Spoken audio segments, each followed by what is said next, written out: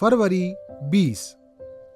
हमारी प्रतिदिन की रोटी मिनिस्ट्रीज की ओर से आप सभी को नमस्कार। आज के संदेश का शीर्षक है वास्तव में क्या चाहिए, कटारा पैटर्न की ओर से। आज के पवित्र शास्त्र का भाग मरकुस अध्याय 7 8 से 13 वचन तक। क्योंकि तुम परमेश्वर की आज्ञा को टालकर मनुष्यों की रीतियों को मानते हो, उसने उनसे कहा, तुम अपनी परंपराओं को मानने के लिए परमेश्वर की आज्ञा कैसी अच्छी तरह टाल देते हो। क्योंकि मूसा ने कहा है, अपने पिता और अपने माता का आदर कर, और जो कोई पिता व माता को बुरा कहे वे अवश्य मार डाला जाए। परंतु तुम कहते हो कि यदि कोई अपने पिता व माता से कहे, जो कुछ तुझे मुझसे लाभ पहुंच सकता है वह कुर्बान अर्थात संकल्प हो चुका, तो तुम उसको उसके पिता व उसकी माता की कुछ सेवा करने नहीं देते। इस प्रकार तुम अपनी परंपराओं से, जिन्हें तुमने ठहराया है, परमेश्वर का वचन टाल देते हो और ऐसे ऐसे बहुत से काम करते हो। मुख्य वचन मरकुस अध्याय 7 वचन 8। क्योंकि तुम परमेश्वर की आज्ञा को टालकर मनुष्यों की रीतियों को मानते हो।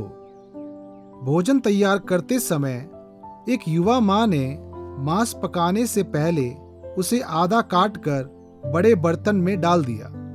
उसके पति ने उससे पूछा कि उसने मांस को आधा क्यों काटा। उसने उत्तर दिया, क्योंकि मेरी माँ ऐसा ही करती है। हालांकि उसके पति के सवाल ने महिला की जिज्ञासा को बढ़ा दिया। उसने अपनी माँ से इस परंपरा के बारे में पूछा। वह यह जानकर चौंक गई कि उसकी माँ के पास छोटा बर्तन था। वह मांस को आधा काट कर बर्तन में इसलिए डालती थी ताकि मांस उनके द्वारा उपयोग किए जाने वाले एक छोटे से बर्तन में आ सके, और क्योंकि उसकी बेटी के पास कई बड़े बर्तन थे, मांस काटने का कार्य अनावश्यक था। कई परंपराएं एक आवश्यकता से शुरू होती है, लेकिन बिना किसी प्रश्न के चलती है। हम इसे इसी तरह करते हैं। मानवीय परंपराओं को कायम रखने की इच्छा स्वाभाविक है, कुछ ऐसा जो फरीसी अपने समय में कर रहे थे।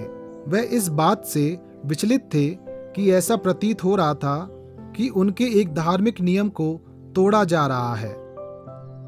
और यीशु ने फरीसियों से कहा, तुम परमेश्वर की आज्ञा को टालकर मनुष्यों की रीतियों को मानते हो। उन्होंने प्रकट किया कि परंपराओं को कभी भी पवित्र शास्त्र के ज्ञान का स्थान नहीं लेना चाहिए। परमेश्वर का अनुसरण करने की सच्ची इच्छा बाहरी की गई कार्रवाई की वजह हमारे हृदय के व्यवहार पर ध्यान केंद्रित करेगी। परंपराओं को लगातार मूल्यांकन करना एक अच्छा विचार है।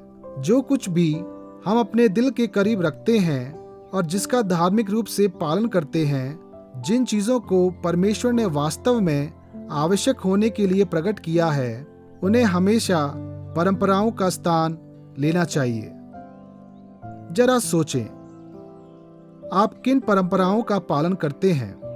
पवित्र शास्त्र में जो प्रकट किया गया है वह उसके अनुरूप कैसे हैं? आए प्रार्थना करें। स्वर्गीय पिता, मुझे आपकी आज्ञाओं का पालन करने और शास्त्रों के विपरीत किसी भी परंपरा को त्यागने में मदद करें। आमीन।